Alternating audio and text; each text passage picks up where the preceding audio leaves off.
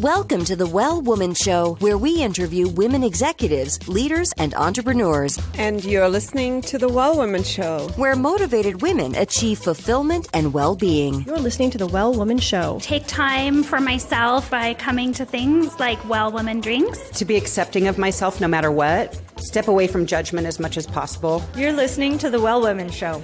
You're going to be in for a good ride. I don't regret anything. Everything I've ever done, I've learned from it, one way or another, good or bad. Being a little bit selfish for yourself, put your own oxygen mask on first and then give what's left. I'm a woman. I would prefer to tell my own story. My story, though it's very personal, is universal. You're listening to the Well Woman Show. And now your host, Giovanna Rossi. Hi, Giovanna Rossi here, and welcome to another episode of the Well Woman Show, where I interview women leaders, executives, and entrepreneurs about their lives and their road to becoming and being who they are today. Are you at the top of your game professionally but feeling burned out, or finding it hard to focus on your goals, or unfulfilled personally? Or are you in transition, simply juggling so many things you find it hard to take care of your own needs? Well, you're not alone. We all need to activate the 4 universal superpowers. These are the internal strengths and abilities we all already have but don't use all the time. Superpowers can be cultivated, and they include awareness, intuition, action, and acceptance. Toward the end of the show, in a segment called Superpowers for Success, I ask my guest about her superpowers, and the answers will give you the strength, perspective, and power to live a well woman life. I'm so happy you're here, so thanks for tuning in. Have you reached some of your goals, but it's not sustainable, or you know there's more for you, and you're wondering what's next? Wondering how you can make the impact you know you really want to? Do you need help developing your leadership capacity? If you want more intense support to articulate and accomplish your goals, you may benefit from the Superpower Mentoring Program. I don't often offer this. I actually usually work with large organizations in a larger capacity, but I am opening up a small mentoring group, one-on-one, a small group of women that will work with me directly, and you'll have each other for accountability and support as well. So it's something we're trying at Well Woman Life because we've heard from you that you want more support. You're ready to take that next step. And so we're trying this out. You can go to wellwomanlife.com/workwithgiovanna. And I am going to share with you the framework that I developed based on my both academic and practical background in policy and systems change. And I developed this framework called the Well Woman Life Cycle Framework to really help women identify their challenges and where they are in the Well Woman Life Cycle so that we can then figure out what you need to do next. And depending on where you are in the Well Woman Life Cycle, there are different things that you should be focusing on. So you might be focused on the wrong thing or at the wrong time. And those kinds of supports can really launch you into your next level of your best life.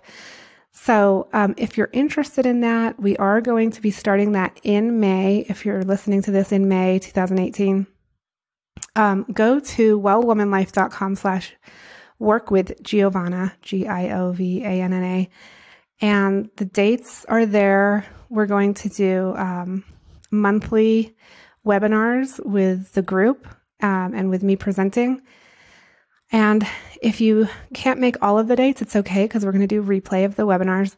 But it also includes one-on-one mentoring with me. So if you have a big goal that you want to reach, or you're in a major transition or totally burned out in your professional life or your personal life, this work can really, really help you. So I'm excited to hear from you. Go to wellwomanlife.com/workwithgiovanna if you think it might be right for you. Okay, let's get on with the show. Today's topic is how to lead a movement based on issues that impact you personally, but that you see could have a much bigger impact. And hopefully by the end of the show, you'll be inspired to be part of the movement to revalue the work of caregivers and not take it personally when you experience a setback. On the show today is my guest, Ellen Bravo, who directs Family Values at Work, a network of coalitions in 27 states working for policies such as paid sick days and family and medical leave insurance. Previously, Ellen was the director of 9 to 5, and she's written several nonfiction books. You can find out more information and links, as well as a storybook to accompany this episode called The Impact of Our Wins, at wellwomanlife.com/115show. You can also continue the conversation in the Well Woman Life community group at wellwomanlife.com/Facebook. And don't forget, we have Well Woman drinks every month, and the next one is May 16th. You can go to wellwomanlife.com/events for more info on that. And if you're in a city that doesn't have Well Woman drinks yet and you'd like to start one, definitely email us at info@wellwomanlife.com.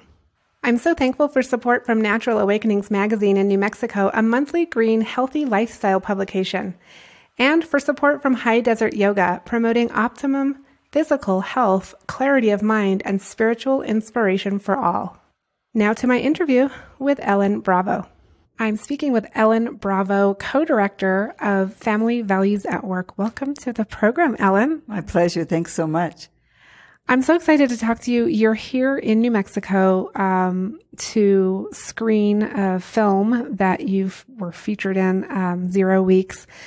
And you have decades of activism and experience. And we heard in the introduction some of, what you've done. But I just want to kind of have you start by telling listeners, what is it that you're working on and how does it impact women's lives? A long time ago, I realized that we can never achieve gender equity or racial equity if we don't revalue women's work, and that includes caregiving. As long as women are punished by losing income and jobs and opportunities in the workforce because they have a baby or because they're caring for a parent or a partner or themselves, we'll always be behind, like $340,000 a lifetime or more. And Gloria Steinem has often said, if we want women to be equal outside the home, men need to be equal inside the home.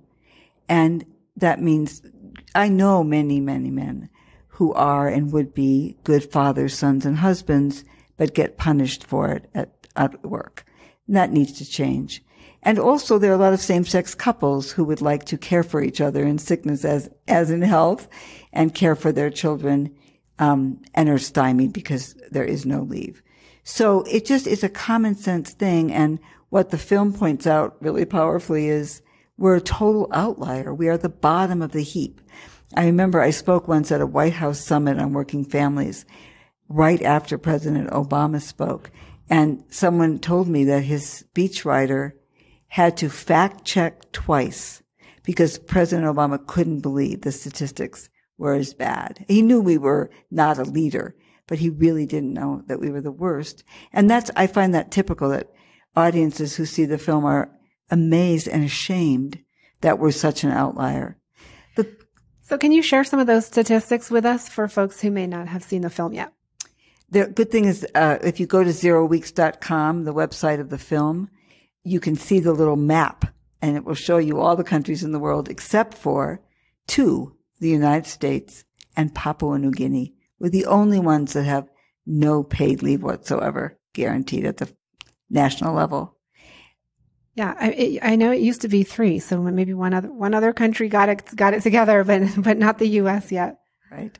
And the other thing that goes along with that people realize after seeing this film is there are some problems that are hard to imagine that we'll solve in our lifetime, like global warming or terrorism. But this is something we can do. We know how. It already exists in the United States, in a number of states, certainly in lots of companies, and all over the rest of the world. And we know what it looks like. There are 5 states in the U.S. that have had temporary disability insurance programs since the 40s. And those are on the same model of everybody contributes a little bit, and it gets pooled in a social insurance fund. They're all solvent. They keep people attached to the workforce. the people who administer those funds were amazed that they never spread to the rest of the country. And now all that we're doing is adopting that model. In the states that already had that, they're adding paid family leave, and new states are creating a model that includes both. But it's that same cost-effective, self-sustaining model. It's not a requirement that employers offer paid family and medical leave, because we know that many small employers just can't afford to do that on their own. They are partners with us in wanting this, because it means they can do what they want to do, which is help their staff be good family members as well as good employees. And they can compete with bigger companies that can afford to do it because of this fund. Okay, so we know that there is a solution, and you're working state by state, it sounds like. What about an overarching, solution for the whole country? Well, that's the point. The reason we're going to trying to get a critical mass of states, it's not a 50-state solution. There are many states that will never do this on their own. But just like lots of other workplace reform, it's to demonstrate the model, build the evidence, show how it would work, improve the model, and at the same time build the momentum and the movement, which is where we are. I mean, I believe that in the next 5 years, we could do this nationally. And so in order to get to that point, we need a sort of a critical mass, so to speak, in terms of a group of states doing this. And so what needs to be in place in a state for it to work? Well, we've won now in 6 places, and there are 5 more states that could win in the next 2 years. What works in all of them is building broad and diverse coalitions. So we have partners who care about health, who care about early childhood, who care about seniors, who care about ending poverty, ending domestic violence, who care about, the LGBTQ rights, labor people, but also business people. So that's one thing. Second thing is centering the stories and the experience of the people who are most impacted by this, but also showing that it's a universal, almost everybody is impacted by this, and that this solution works. So we also include economists and other researchers and experts who help show the facts. And we have to also be willing to take on the opposition. There are, unfortunately, corporate lobbyists, money in politics, who try to convince legislators that you'll be sorry if you do this and we'll go after you. But we are changing that as well, because more and more people, the support is so high across the political spectrum, including the majority of Republicans, certainly the majority of independents, and that politicians are realizing this is not just good policy, it's good politics. And Ellen, can you give us an example or two of families whose stories, you could share that have been impacted by this work?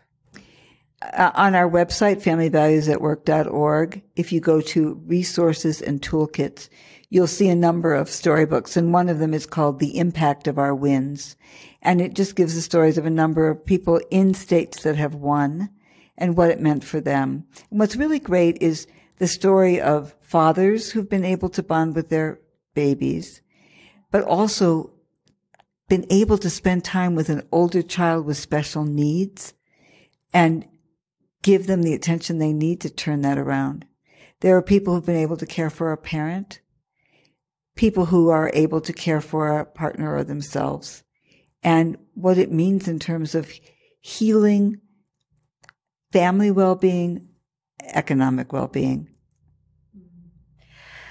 Okay. And if people want to learn more and see the film, they can go to 0 Week's website and also to your website, yes. Family Values at Work. Yes. So if they want to host a screening of the film, there's a way to do that through the website. And certainly if they want to become engaged, the good news is that there are lots of groups here in New Mexico that are excited about starting a campaign for family leave. There's been a memorial that people should explore how to do this, and that's happening right now. And so I encourage them to get in touch with groups that can be part of that fight. Okay, great. And we're going to move into our segment called Superpowers for Success. And Ellen, I usually ask my guests these questions because I interview leaders like you who have really made an impact with your work in the world. And so it's helpful for you to share some of those experiences and lessons learned with other women and men who who really want to see their work making an impact, and sort of how did you do it? Because I want to do it too, kind of thing. So, the first question I want to ask you is, what does success in life mean for you? Well, for me, success, first of all, it has to do with my own family. And so I'm lucky to have two wonderful sons and a great partner. And, he and I are proud of having raised these lovely young men. So that was part of success in my life. Much more than ever money or, I think success meant getting together with other like-minded people and finding ways to transform the world to achieve the kind of justice that we knew was needed. And so it's been an enormous pleasure watching people with very little money, time, or resources see that what happened to them, that they couldn't stop on their own, they can change by working together with others. That's the greatest joy and success of my life. Okay. And just a side note here, how did you actually get started? Because I know you ran an organization that was the sort of impetus for the 9 to 5 movie that we all saw decades ago, right? So how did you get started? What happened in your own life that made you think, I have to do this? A number of things. One is that I grew up Jewish at a time, that there'd been a Holocaust, and I feel like I always knew about it, and I had a lot of questions about how nobody stopped it. So the idea that you should stand up against injustice was something I grew up with. My parents, I had this experience I have an unidentical twin and a brother who's just a little bit older than we are. And so my mother had been a full-time parent. My father was the only person who worked until we were teenagers. And we didn't have a lot, but we were okay. And then my mother went back to work so that she could save money so that we could go to college. My father had an accident. It turned out that it was because he was developing cataracts and couldn't see that he had this car accident, but he had to heal from the car accident and then from each of the eye surgeries, and basically was out of work for almost a year. And suddenly my mother's income was our only income, and we were not okay. Even though my mother was a social worker and smart and skilled, did important work, but got paid too little money. So those lessons, I didn't absorb them for a while. I just thought that's life, that if you're a woman, you make less money, that it was life that my father had no income while he was recovering from this accident, these injuries. And then at a certain point, I found out that, oh, that's why that happened, that this is because of things that we can change. And then I had 2 kids with no paid leave. And when they were little, I had a job that had no paid sick days. And it wasn't a sweatshop or a big box retail. It was the phone company that said you can't be sick for 5 years. And I thought, surely there's something wrong with this. And all the things that I cared about equity and fairness, I realized this was a key component. And so I got involved in fighting for working women, and particularly on work and family. But when it really comes down to it, it's not just sharing the information, right? It's not as dry as that, because we can share information here, there, and everywhere, and people aren't inspired by it. So somehow you were inspiring people through your own personality, experience, stories. I think what inspires people is connecting to them saying that you care about them and helping them tap into a sense of possibility. I really object to the word apathy. I think what happens in our country is that there are a lot of people who feel disenfranchised. I don't believe that people are voiceless. I think that they are not heard. No one's listening. So I've always seen the role of an organizer to help people get heard, to help them realize they have something to say, and they have to develop a vehicle for them to say it in a way that it will get noticed. And, you know, I'm proud of being part of a movement that is a leaderful movement. I learned that word from the Black Lives Matter movement, and I think it's really a great concept that it's not about having one leader who stands out. It's about having many, many leaders, and not so much that you create those leaders as that you help people recognize those qualities in themselves and then make them, you know, improve them. So, Ellen, you have been doing this work for decades, literally several decades, and you still have so much energy. And we were talking before the interview started about, you know, people ask you, like, how do you keep going? How do you keep going? First of all, I do want to know that, but I would like to know, how do you take care of yourself? What contributes, like, what daily habits do you have that really contribute to you putting your oxygen mask on first so that you can be Ellen Bravo out in the world? So I always object if people use the word tireless about me, because it implies that people never take a break. And I have always had a very full life. I work hard, but I work out. So when I'm in Milwaukee, I do Zumba 4 days a week and total body 3 days a week. And when I'm on the road, I try to adapt some other way of doing exercise. I love being with my kids and my friends. I like playing games. I like reading, and I also write. I've written a novel, and I like to write fiction, and I have another one that I hope will get out in the world. So, you know, doing those things, there are things I don't do, and that I have to say I've been very lucky. I'm married to someone who loves to cook. I don't cook. And when you think about all the time it takes to think about what you want to eat, get the preparations, make it, I have a relief of not having that time. That's been a big help. But yeah, I feel like the most successful people in our movement are those who understand the value of having community and having activities and seeing the beauty in the world and, you know, making time for themselves. I remember people would be surprised that I took vacations. I thought, why on earth? Of course I take vacations. I'm fighting for everyone to have time to heal and relax. Why not myself? Yeah, no, I love that you're giving that example, because I have spoken with very many leaders who can tend to workaholic and not have any balance in their lives. Balance is an elusive sort of thing. I don't know if we ever reach that, like, balance, but, you know, the give and take, the vacations, the reading, the writing, you know, being involved in things that you're really passionate about.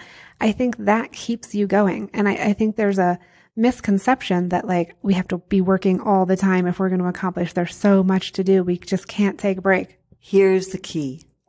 The thing that makes that possible is knowing that you're part of a movement. And the only way your movement will succeed is by having lots and lots of people who will participate. If it's up to you or you and a few others like you, you'll fail.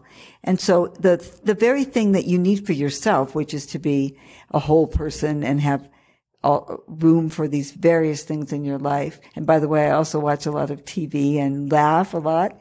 Is what's needed for the movement to succeed. The fact that there are many leaders and many activists is what makes it possible for all of us to have that time. Ellen, what superpower did you discover you had only to realize it was there all the time? It's a really good question, and I'm not sure I know the answer, but I'll just give this example that I didn't know if I could write fiction. I really always wanted to, but I just didn't know if I could. And I was really pleased to realize that the power of telling story and sharing, which had been part of my organizing work for a long time, also translated into writing. I love that. And what do you do when you have a major setback, when you feel like you just got knocked down and you've got to get back up? How do you handle that? One thing I try to do when there's a setback is keep perspective. I have a phrase I say to myself all the time. The world won't end because X happened, or because I made a mistake, or because this thing happened. So part of it is being part of a collective, that you're not on your own trying to figure it out, and you analyze together what happened, where were we, could we have done better, where were we outgunned and outspent, and what can we learn from that? And so the more you see it as part of your routine to analyze that rather than to be stung, I think, and also the fact that you have others that are thinking that through with you, that helps. I think that takes a certain level of maturity, but also personal development, because, to really objectively look at how did this happen and not take it personally and not feel like a complete failure, and look at it and say, how can we move forward? That's big. Well, and also if you know that it isn't just about you, then it's easier not to take it personally when it doesn't all work. That's great. Great tip there. Okay. What advice would you give your 25 or 30-year-old self? Such a good question. I think my 25 or 30-year-old self didn't know what I just said and did take things a lot more seriously and personally, and didn't have a long view and was more worried about, if we don't solve this right now, what will happen? I would have told her that some of the male chauvinism and arrogance that she had to encounter, to have a perspective about what it meant. And I think I've learned, one thing I'm proud of is my ability to take on jerks and put them in their place. And so I would have liked her to know that was there and look for it. I love that. Do you identify as a feminist? Absolutely. I call myself a social justice feminist. I wrote a book called Taking on the Big Boys, and I describe what social justice feminism means. And it just means that if we say we are for all women, then we have to recognize that for many women, race and sexual orientation and other factors also affect what happens to them as women. So we have to care about immigration. As a feminist, we have to care about police brutality. We have to care about, poverty and so on. And that isn't a different thing, that we are that and these other things. It's part of all feminism means is equal opportunities, and but we have to recognize that the undercurrent of so many of the problems in our society are undervaluing women and taking away control from women, and forcing them sexually and in so many other ways. And we really need to reverse that. Ellen, I want to ask you, how important is the word feminism? I think people who are, say, I'm not a feminist, but say that because they think they will be. There are stereotypes that go with it, of the hairy, humorless, man-hating beast. And as soon as they recognize that and refuse to allow that dominant narrative to determine what their definition of feminism is, they say, well, of course I'm a feminist. If you read Chimamanda Ngozi Adichie or Beyonce or, many other women who have come to embrace this term, I think you realize that how can you not be a feminist? Mm-hmm. So my son's band, La Misa Negra, is a cumbia band, and they have this great song called Dueña de mí, I'm in charge of myself. And in it, there are many slides from the Women's March, and there's one photo of him carrying a sign saying, "This is what a feminist looks like." He's proud to say that, and so am I. I love that. And I think it's so important for us as parents to remember that it's not just about raising our daughters as feminists, but really raising our sons. I have one boy and one girl, and it's really important to me to raise both of them, in a feminist household. Right. I remember the novel that I wrote is about date rape and politics. And at a book reading, somebody asked me what it was like raising sons. And when do you start talking about this and how? And I said, it wasn't like one conversation. It was all part of how they saw the world. And they would no more imagine forcing themselves on a woman without her consent than they would steal someone's car, punch someone in the face. I mean, it's just, why would you do that? That respect and dignity are so much part of how they see themselves and what they want for themselves. So it wasn't like I had to ever say, watch out, don't get caught in a situation like this, because they would never imagine. Okay, last question. What are you reading right now? What's on your nightstand? The book I'm reading right now is called Happiness by a woman named Aminata Forna. She's from Sierra Leone, an amazing writer. Books I recently read include Lucky Boy by Shanti Sakaran, a fabulous book. Little Fires Everywhere by Celeste Ng. Anna Quinlan's new book, Alternate Side. So you're a big reader. I'm a big reader, yeah. I love it. So we love collecting these reading recommendations from our guests. So we'll compile that and put it in the show notes on the website for listeners. You can go to wellwomanlife.com/podcast to get all those links.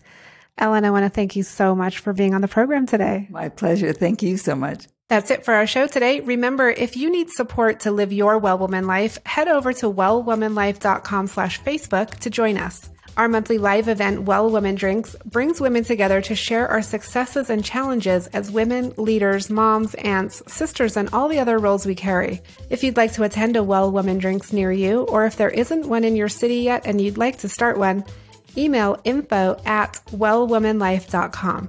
For feedback, comments, or just to let me know you were listening today, find me on Facebook, Twitter, and Instagram @WellWomanLife. I'm Giovanna Rossi for The Well Woman Show. Until next time, have a super powerful week.